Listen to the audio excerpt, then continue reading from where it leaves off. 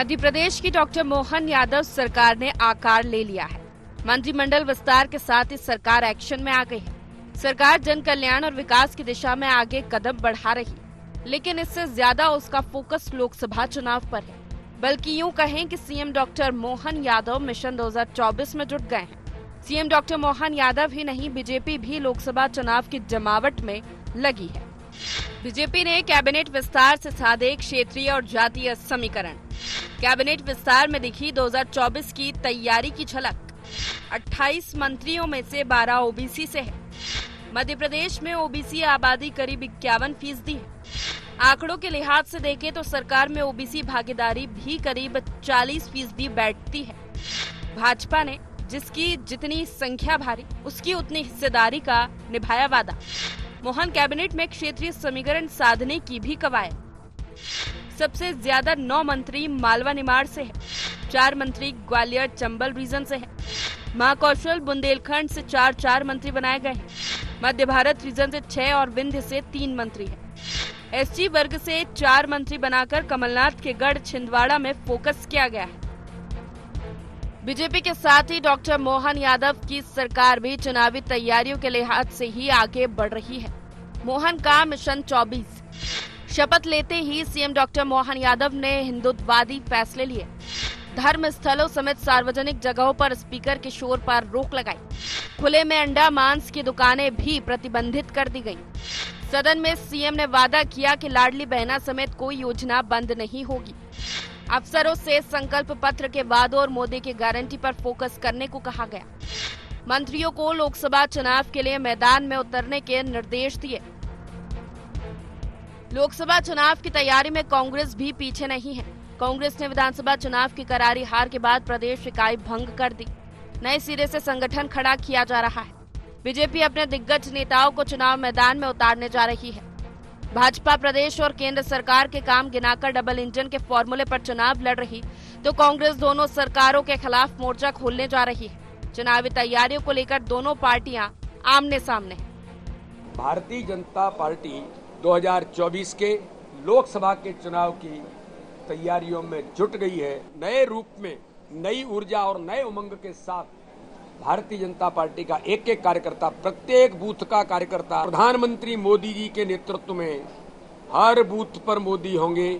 इस अभियान के साथ भारतीय जनता पार्टी का पूरा तंत्र और पूरा कार्यकर्ता जुट गया है और हमें विश्वास है कि आगामी आने वाले 2024 में 29 की 29 सीटें लोकसभा के अंदर जीतेंगे। मध्य प्रदेश कांग्रेस कमेटी पहले दिन से ही लोकसभा की तैयारी में लग गए हैं। पिछले 5 दिनों में लगातार बैठकें करी हैं और लगभग सभी लोगों से उनकी रूबरू चर्चा हुई है। सबके विचार उन्होंने सुने हैं और लोकसभा चुनाव में कांग्रेस कैसी गतिशीलता से आगे बढ़ेगी, जो विधानसभा चुनाव में हमारी कमियां रह गई थी, जहां जिन जिन क्षेत्रों में हमारे को ज़्यादा मेहनत करना है, वहां उन सभी मुद्दों पे चर्चा हम लोगों ने करी है। मोर्चा संगठन जितने हैं, हमारे यूथ कांग्रेस, NSUI, सेवा दल, महिला कांग्रेस, सभी विधायकों से हम लोगों ने चर्चा करी। तो मैं समझता हूँ कि कांग्रेस पार्टी पहले दिन से ही तैयार है। जिस दिन चुनाव की घोषणा होगी, हमारे जो काम हमारे कार्यकर्ता पहले कर रहे थे, यथावत कार्यकर्ता हमारा मुस्तैदी से लगा हुआ। मध्य प्रदेश में अब तक विधानसभा चुनाव या लोकसभा का पूर्व सीएम शिवराज सिंह चौहान ही महारथी रहते आए, लेकिन इस विधानसभा चुनाव से बीजेपी ने नई चुनावी पहल की है। अब चुनाव राज्य का हो या केंद्र का, लेकिन पीएम मोदी ही मुख्य चेहरा है। विधानसभा चुनाव में भी मोदी मैजिक के सहारे ही भाजपा मैदान में उतरी और भारी बहुमत से जीती। अब लोकसभा चुनाव में भी मुख्य चेहरा तो मोदी ही होंगे, लेकिन प्रदेश की 29 लोकसभा सीटों के परिणाम बहुत हद तक सीएम डॉक्टर मोहन यादव और उनकी सरकार का पहला रिपोर्ट कार्ड भी तय करेंगे। Bureau report, IND 24।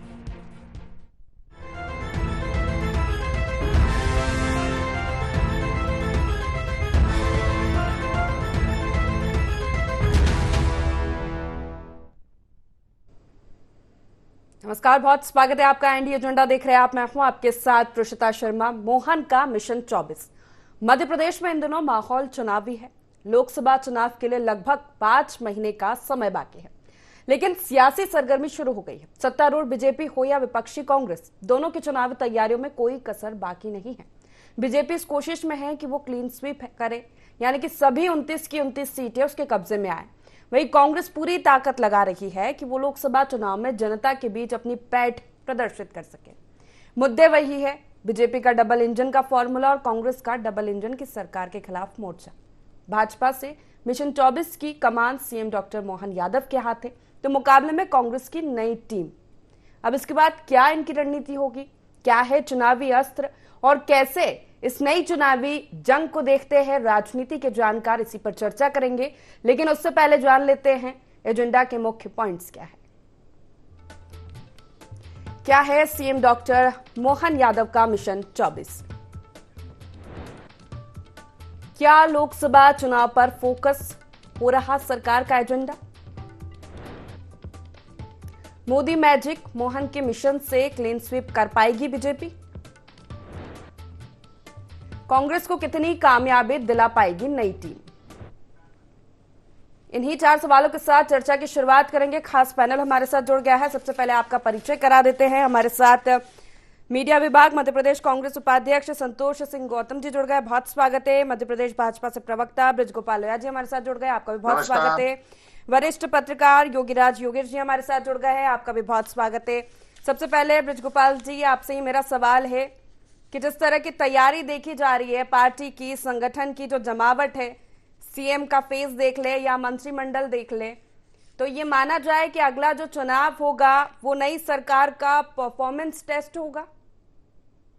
देखिए प्रशिता जी, राजनीतिक दल के रूप में तो हर चुनाव उसका लिटमस टेस्ट होता है और हम इसे कभी इनकार नहीं करते। जो राजनीति कर रहे हैं उनको शुरू दिन से उसके लिए तैयार रहना चाहिए कि जो आने वाला चुनाव होगा उसकी तैयारी में हम सब जुट जाएं। परंतु जहां तक आपने टेस्ट का प्रश्न है, आपने इसमें और प्रश्न जोड़े हैं कि क्लीन स्वीप कर पाएंगे। देखिए 28 सीट तो हम भारतीय जनता पार्टी तब भी जीती थी जब भारतीय जनता पार्टी विपक्ष में थी। 2019 में हम 29 में से 28 सीट जीते थे, तब जबकि हम मध्य प्रदेश में विधानसभा में हमारी सरकार नहीं थी। तो हमें बहुत आसान टास्क है, एक बात। दूसरी बात, मोहन यादव जी की सरकार का परफॉर्मेंस तो एक विषय है, परंतु जो हम चुनाव में नारे के साथ गए थे कि एमपी के मन में मोदी और मोदी के मन में एमपी, हम आज भी उस पर कायम हैं। और एक बात और कहते हैं, जो माननीय प्रधानमंत्री जी ने हमें लक्ष्य दिया है कि हम प्रत्येक बूथ पर 50% से अधिक मत प्राप्त करें। केवल चुनाव जीत लेना, सीटों की संख्या बढ़ा लेना बहुत महत्वपूर्ण नहीं है। हम अपनी विचारधारा को कितना पहुंचा पाए, हम प्रत्येक बूथ तक जीत दर्ज कर पाए, ये हमारी जिम्मेवारी है। मध्य प्रदेश के 65,000 बूथों पर जो भारतीय जनता पार्टी का कार्यकर्ता काम कर रहा है, वहां हमने 2023 का जो विधानसभा चुनाव है, इसमें 101 सीट ऐसी हैं जिनमें 50% से ज्यादा मत प्राप्त किया है। आने वाले लोकसभा चुनाव में हम ये 101 से बढ़ाकर पूरे 230 तक जा सकें, ये हमारा प्रयत्न है। और ये प्रयत्न करने के लिए जो सार्थक भूमिका मध्य प्रदेश भारतीय जनता पार्टी तय करेगी, उसका प्रत्येक कार्यकर्ता अनुकरण भी करेगा और अनुसरण भी करेगा। तो भारतीय जनता पार्टी के लिए हर चुनाव एक नया चुनाव है, नवीन चुनाव है। उसके लिए नए सिरे से हम प्रयत्न करते हैं और निश्चित उस प्रयत्न के और कार्यकर्ताओं के आधार पर हम ये कह सकते हैं कि जिस तरह की रणनीति है, जिस तरह हमारा सरकार की डिलीवरी है, इन सब में हम ये बात मानते हैं कि हम मध्य प्रदेश में 29 में से 29 सीट जीतने में कामयाब होंगे। ठीक है संतोष जी, जिस तरह बात कही बृजगोपाल जी ने और एक बात कही, 2018 में कांग्रेस की सरकार थी, लेकिन उसके बाद जब लोकसभा चुनाव हुए तो लगभग क्लीन स्वीप, मतलब 29 में से 28 सीटें बीजेपी के खाते में गई, छिंदवाड़ा को अगर छोड़ दिया जाए। इस बार तो भारी बहुमत के साथ सत्ता में है। उसके बाद मोदी मैजिक की बात हो रही है। सरकार के पास अपनी उपलब्धियां हैं गिनाने को, पिछली सरकार की भी, और अभी नई रणनीति, नई जमावट के साथ काम किया जा रहा है। कांग्रेस के पास इस बार क्या रणनीति होगी, क्या अस्त्र होगा जो विधानसभा चुनाव में काम नहीं किया वो लोकसभा चुनाव में करेगा? देखिए प्रसीता जी, एक बात तो बिल्कुल स्पष्ट है कि लोया जी ने जो अपना वक्तव्य दिया, जो प्राथमिक वक्तव्य दिया, उसी में उस बात का उत्तर है कि पिछली बार जब इनकी सरकार नहीं थी तो ये 28 सीटें जीत गए। इसका मतलब विधानसभा चुनाव के नेचर में और लोकसभा चुनाव के नेचर में अंतर होता है। तो जरूरी नहीं कि जो परिणाम विधानसभा में आए वही परिणाम लोकसभा में आएंगे। और डबल इंजन की जो सरकार की बात हो रही है, तो कांग्रेस पार्टी भी निश्चित रूप से केंद्र सरकार की कमियां गिनाएगी, क्योंकि ये जो चुनाव है केंद्र सरकार के ऊपर है और मोदी सरकार के ऊपर है।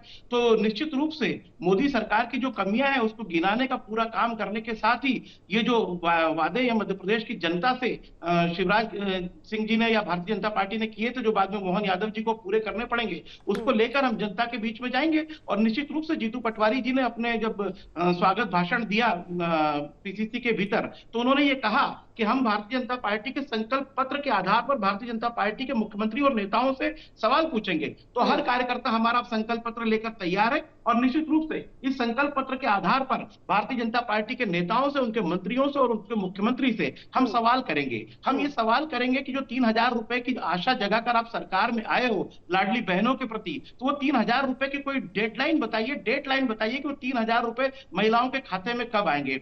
450 रुपए में गैस सिलेंडर का वादा इनके संकल्प पत्र में किया गया है लाडली बहनाओं को, और जो उज्ज्वला योजना के लाभार्थी महिलाएं थी उनको। तो वो 450 रुपए में गैस सिलेंडर की तारीख क्या होगी, ये भी हम सवाल पूछेंगे और निश्चित रूप से जनता को जवाब देना होगा। हम लाडली बहनाओं के बीच में ये बताएंगे कि शायद ये कोशिश कर रहे हैं कि लोकसभा तक 1,250 रुपए या जो भी पैसा दे रहे हैं वो देते रहे, पर लोकसभा के बाद देंगे, इसकी गारंटी ये लिखित रूप से जनता के बीच में दें। और मैं तो ये पूछना चाहता हूं कि 1,250 के को सोचकर जनता ने उनको वोट नहीं दिया, महिलाओं ने वोट नहीं दिए, 3,000 रुपए की जिन्होंने आशा जगाई उसको देखकर वोट दिए। ठीक है, ये तो सरकार से आप सवाल करेंगे या ये सवाल उठाएंगे ये, लेकिन कांग्रेस के संगठन को मजबूत करने की क्या रणनीति होगी, कितने मजबूती के साथ लोकसभा चुनाव में, क्योंकि पूरी बात तो सुन लीजिए, 2-3 लाइन में अपनी बात खत्म करूंगा।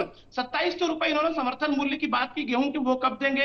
3100 रुपए तक की बात हो रही है, वो कब देंगे? तो मैं ये कह रहा हूं इनको कि ये सब चीजें हम सरकार से सवाल पूछेंगे। और हमारे संगठन की जहां तक मजबूती की बात है, हमने अपनी करारी हार से सबक लिया है। निश्चित रूप से हम भारतीय जनता पार्टी पर आरोप नहीं लगाते रहेंगे कि भारतीय जनता पार्टी कैसे जीती। हमने अपनी हार से सबक लिया है और जिसको देखते हुए हमने नेतृत्व परिवर्तन किया है। 3 युवा चेहरे हम आपके बीच में लाए हैं, चाहे वो जीतू पटवारी जी के रूप में, उमंग सिंगार जी के रूप में, हेमंत कटारे जी के रूप में। और लगातार जीतू पटवारी स्वागत भाषण अपना देने के बाद एक भी दिन उन्होंने घर में विश्राम नहीं किया है। लगातार भोपाल में रहकर विभिन्न संगठनों की, मोर्चा संगठनों की वो बैठक ले रहे हैं, उनको निर्देश दे रहे हैं, उनसे फीडबैक ले रहे हैं। और निश्चित रूप से मैं समझता हूं कि भारतीय जनता पार्टी के विरुद्ध कांग्रेस पार्टी पूरी ताकत से इस चुनाव में मुकाबला करेगी। और ये तो वो भूल जाएंगे, वो क्लीन स्वीप करेंगे। पिछली बार 28 सीटें जरूर जीते हैं, लेकिन इस बार परिणाम बहुत विपरीत आने वाले। ठीक है योगीराज जी, दोनों ही राजनीतिक दलों की चुनाव की तैयारी और मिशन 24 कैसे देख रहे हैं आप? देखिए, परिस्थितियां करीब करीब वैसी ही हैं जैसी विधानसभा चुनाव में भी हमने देखी, और कोई बहुत बड़ा अंतर इन परिस्थितियों में अभी तक आया नहीं। सिर्फ इस बात के कि दोनों ही दलों में कुछ नए चेहरे सामने आ गए हैं। बाकी मुद्दे वही हैं और उसी मोड पर लेकर पार्टियां विधानसभा लोकसभा चुनाव में जाएंगी। अच्छा, एक महत्वपूर्ण जो चीज़ इसमें जो आ रही है, अब विधानसभा चुनाव भी जब मोदी की इमेज पर ही लड़ा गया, तो डेफिनेटली लोकसभा का चुनाव तो वो खुद मोदी ओन करेंगे ही। लेकिन इसमें ऐड बहुत एक ऐसी चीज़ हुई है जिसको, जो भाजपा की बड़ी तपस्या के बाद जो जिसका प्रतिफल प्राप्त हुआ है, और 22 जनवरी को उसका उद्घाटन होने जा रहा है। और मुझे अब ऐसा लग रहा है कि पूरा चुनाव राममय होगा और उसी दिशा में भारतीय जनता पार्टी बढ़ चली है। बड़ी जोर शोर से उस चीज़ की तैयारियां हैं। विकसित संकल्प भारत यात्रा निकाली जा रही है। तो भारतीय जनता पार्टी तो पूरे तरह से इलेक्शन मोड में आ ही गई है। और करीब करीब आप अप्रत्यक्ष रूप से कह दें कि उनका चुनाव प्रचार शुरू हो गया है। ये जो यात्रा निकल रही है, विकसित भारत जो यात्रा निकल रही है पूरे देश में, तो वो उसी का एक परिणाम है। और इस यात्रा के जरिए वो बता रहे हैं कि हमने क्या किया, क्या करने वाले हैं। तो पिछले लोकसभा चुनाव की तुलना में इस बार तो एड ऑन बहुत महत्वपूर्ण चीज़ हो गई है, जिसका मैंने जिक्र किया। तो इस बार तो फील्ड मुझे ऐसी लगती है कि भारतीय जनता पार्टी के लिए ज़्यादा आसान है। लेकिन एक थोड़ी सी बस एक इंटरेस्टिंग फैक्ट इसमें यही है कि विधानसभा चुनाव के नतीजों पर यदि अपन गौर करें तो एक बात निकल कर सामने आती है कि 163 सीटें भारतीय जनता पार्टी को मिली ज़रूर है, लेकिन वोट आ परसेंटेज कांग्रेस का जो है वो स्टेबल है। जो पहले था वह अभी भी है। तो मतलब ये है कि अभी ऐसा नहीं है कि एकदम से इस 163 के अनुसार से हम ये लगा लें कि एकदम बिल्कुल बम्पर पहुंच ही जाएंगे। तो स्थिति बड़ी अच्छी अनुकूल है। कांग्रेस के लिए भी कह सकते हैं कि उन्होंने जो अपना एक जितने उनके वोट थे उसमें थोड़ा बहुत इजाफा ही हुआ, कम कटौती नहीं हुई है। तो इलेक्शन दिलचस्प होने की उम्मीद है। सिर्फ यही है कि अब जैसे कांग्रेस की जो नई टीम सामने आई है, जीतू पटवारी जी उसको कैसे लेके जाते हैं। अभी विधानसभा के 4 दिन की कार्रवाई में हम जरूर ये देख पाए कि ना तो उमंग सिंगार वो धारदार अपनी शैली अपना पाए और ना जो उपनेता थे हेमंत कटारे वो कुछ ऐसा प्रदर्शित कर पाए कि जिससे लगे कि कुछ बहुत बड़ा चेंजेस हुआ है और शायद ज़्यादा आक्रामक रूप से कांग्रेस दिखाई देगी। बहरहाल फिर भी मैं ये मानता हूँ कि वोट आउट परसेंटेज के मामले में अभी कोई कांग्रेस को घाटा नहीं है। ठीक है, ब्रजगोपाल जी, ज्यादा आसान रहेगा तो सरा योगीराज जी का कहना? देखिए, बिल्कुल आदरणीय संतोष गौतम जी कह रहे थे कि हम विपक्ष में थे इसलिए हमें 28 मिली थी। संतोष जी, हम जब 2014 में सरकार में थे तब भी हमें 27 मिली थी।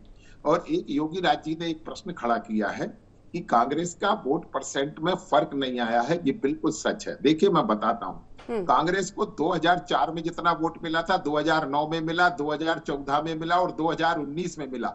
समान वोट कांग्रेस को देश में मिला है, यानी कांग्रेस की विकास की गति अवरुद्ध हो गई। मतदाता बढ़ रहा है, देश बढ़ रहा है, परंतु कांग्रेस का मत स्थिर है। 19 करोड़ वोट मिले थे, वो आज भी जहां के तहां है। 2004 के वोट 2024 में भी जहां के तहां रहने वाले, और इसी का कारण है कि उसी वोट के होते हुए भी आपकी सीटें इतनी कम होती जा रही हैं।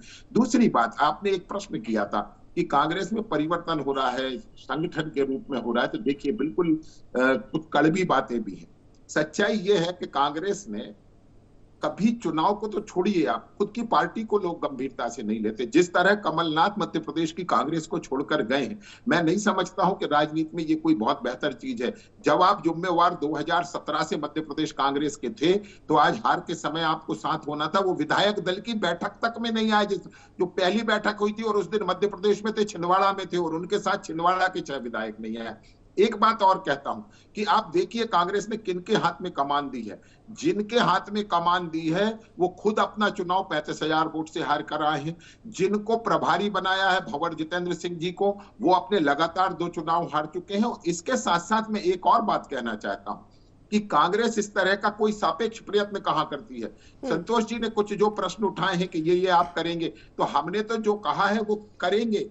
ये विश्वसनीयता है, इसीलिए जनता हमें बार बार चुनती है। एक प्रश्न मैं भी उठाता हूं, आपकी विश्वसनीयता समाप्त हो गई है। हम तो 1250 1000 दे रहे थे लाडली बहनों को, आपने तो 1500 का कहा था, परंतु लाडली बहनों ने आप पर विश्वास नहीं किया। और याद करिए 2019 के चुनाव में तो राहुल गांधी जी आपके चुनाव घोषणा पत्र में ये लेकर गए थे कि हम हर बीपीएल परिवार को 6,000 रुपए महीने देंगे, परंतु उस पर भी विश्वास नहीं किया। और उसके पीछे का कारण केवल इतना है कि कांग्रेस चुनाव में जो कहती है, चुनाव पूर्व जो कहती है, सरकार में वो कभी नहीं करती है। देखिए, आप सरकार बनाते हैं सबकी और फिर वो सरकार हो जाती है कुछ लोगों की, इसलिए जनता की विश्वसनीयता खो चुकी कांग्रेस के लिए मध्य प्रदेश में कोई स्थान मैं नहीं समझता हूं कि है। संतोष जी से इसका जवाब लेते थे, कहां जनमत दिख रहा है कांग्रेस को? क्योंकि विधानसभा चुनाव में हमने देखा कैंपेनिंग की गई जोर शोर से, तमाम आपके दिग्गज मैदान में उतरे, तमाम कार्यकर्ता कैंपेनिंग करते नजर आए, लेकिन जनमत नहीं मिला।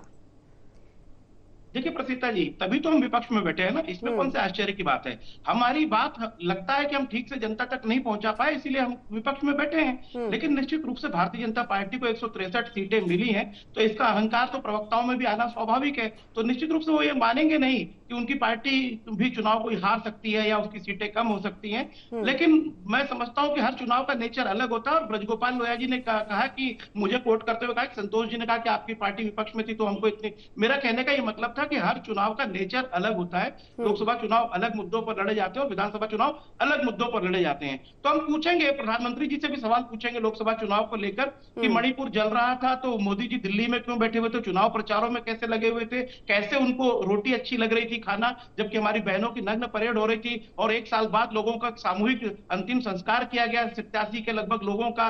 और मैं समझता हूं कि जब हमारी बहनें दिल्ली के जंतर मंतर पर बैठी हुई थी, वो बहनें जिन्होंने देश को गौरवान्वित किया, और एक भारतीय जनता पार्टी के सांसद पर विभिन्न तरीकों के आरोप लगे, दैहिक शोषण के आरोप लगे, तब मोदी जी के मुंह से शब्द नहीं निकला। आज भी उन पर कोई कठोर कार्रवाई नहीं की। जन दबाव में जब पद्मश्री तक वापस कर दिए पहलवानों ने, तब WFI की बॉडी को भंग किया, लेकिन ये नहीं बताया कि ब्रजभूषण शरण सिंह किस दिन जेल जेल में जाएंगे। तो मैं समझता हूँ ऐसे असंवेदनशील प्रधानमंत्री जिन्होंने 2 करोड़ रोजगार प्रतिवर्ष देने का वादा किया था, जिन्होंने 15 लाख प्रत्येक खाते में आने की बात की थी, जिन्होंने बोला था कि विजय माल्या, नीरव मोदी जैसे चोरों को पकड़ कर लाया जाएगा, जिन्होंने कहा था कि काला धन पूरा भारत आएगा, आज वो काला धन शायद सफेद हो गया होगा, इसलिए मोदी जी को उसकी चिंता नहीं है। शायद 2 करोड़ रोजगार से ज्यादा मिल रहे होंगे प्रत्येक वर्ष, इसलिए मोदी जी उनकी चिंता नहीं करते। इन 9 वर्षों के अंदर 10 वर्ष होने जा रहे हैं, मोदी जी ने आज तक एक खुली प्रेस कॉन्फ्रेंस नहीं की, पत्रकारों के प्रति उत्तरदायी नहीं है, वो देश की जनता के प्रति उत्तरदायी नहीं है। वो मन की बात जरूर करते हैं लेकिन जन की बात कभी नहीं सुनते। इन सब मुद्दों पर हम पूरी तरह से घेरने का प्रयास करते हैं। हाँ, निश्चित रूप से हमें कमियां थी, तभी हम विपक्ष में हैं, लेकिन हम उनसे सबक लेते हुए आगे बढ़ रहे हैं। और इन्होंने अभी कहा कि जीतू पटवारी जी का कोई परफॉर्मेंस नहीं है या उमंग सिंगार जी का परफॉर्मेंस नहीं है, अभी 4 दिन हुए उनको बने हुए और लगातार वो अपने काम कर रहे हैं, मेहनत कर रहे हैं और आने वाले दिनों में निश्चित रूप से इसके बहुत अच्छे परिणाम कांग्रेस को देखने को मिलेंगे। और जनता के लिए भी अच्छा है कि कोई पार्टी मजबूती से जब विपक्ष की आवाज उठाएगी तो इनको जनता से सत्ता से बाहर कर सकती, कोई आश्चर्य नहीं है। बड़े बड़े बहुमत से जब सत्ताएं आई हैं और दूसरे चुनाव में बाहर आ गई, 77 में हम सत्ता से बाहर हुए थे, बुरी तरह हारी थी कांग्रेस पार्टी, लेकिन 80 में पूर्ण बहुमत के साथ वापस आई थी। तो ये चीजें भूलना नहीं चाहिए और पुराने इतिहास को भी देखना चाहिए कि एक बार जीत हमेशा जीत की गारंटी नहीं होती। इस पर प्रतिक्रिया ले लेते, फिर योगी राज जी के पास जाओगे। ब्रज गोपाल जी जल्दी से। जी, मुझे केवल 2 बातें कहनी है। मैं तो ये स्वीकार करता हूं कि हर चुनाव का नेचर अलग होता है।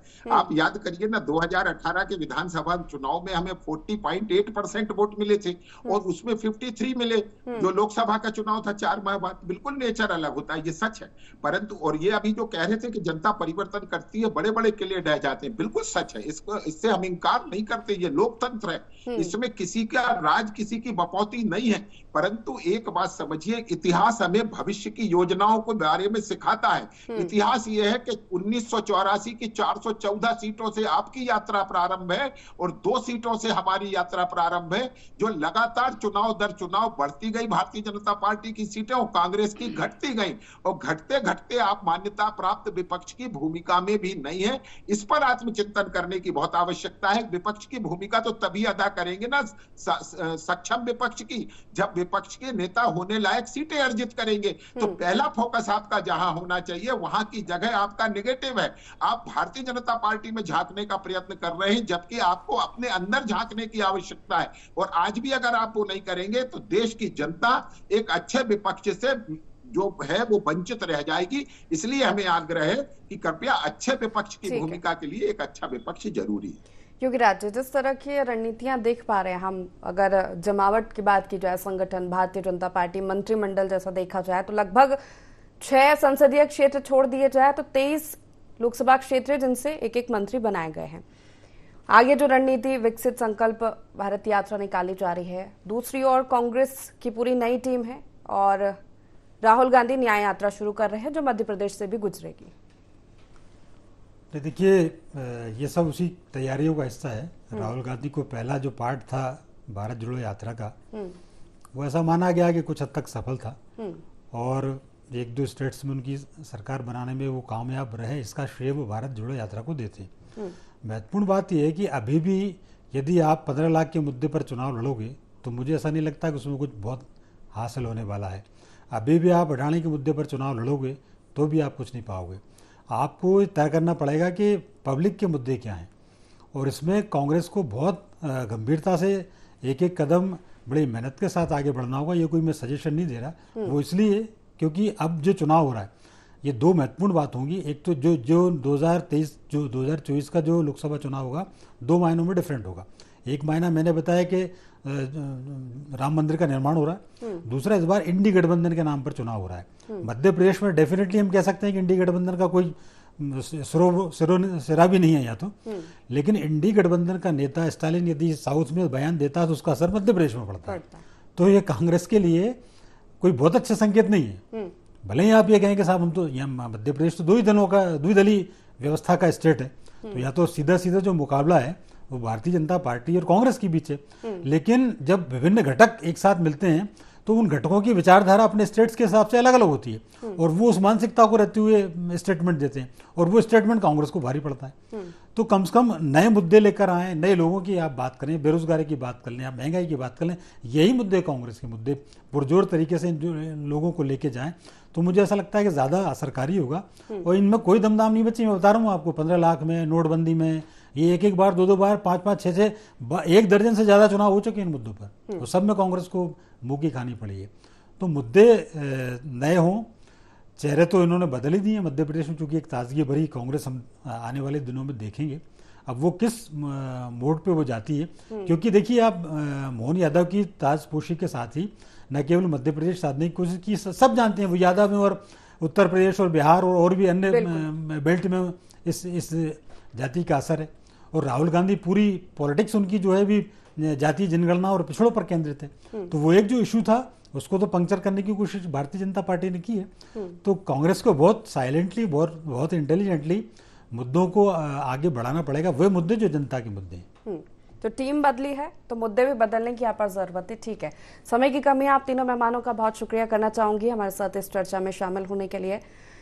तो मोहन का मिशन 24 पर आज हम एजेंडा में चर्चा कर रहे थे। जिस तरह की रणनीति बनाई गई है, जिस तरह की जमावट देखी जा रही है संगठन में या भारतीय जनता पार्टी में, डबल इंजन का फॉर्मूला लेके बीजेपी चलने वाली है। और ये माना जा रहा है लगभग कि लोकसभा चुनाव की तैयारी यहाँ पर दोनों ही राजनीतिक दलों ने कर दी है।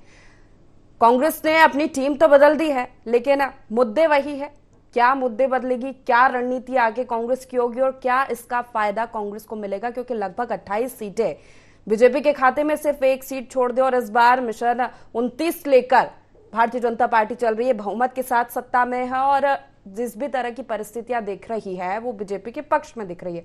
तो इसको कैसे काउंटर कर पाएगी कांग्रेस, ये देखने वाली बात होगी। तो फिलहाल एजेंडा में इतना ही। आप बने रहिए IND 24 के साथ। नमस्कार।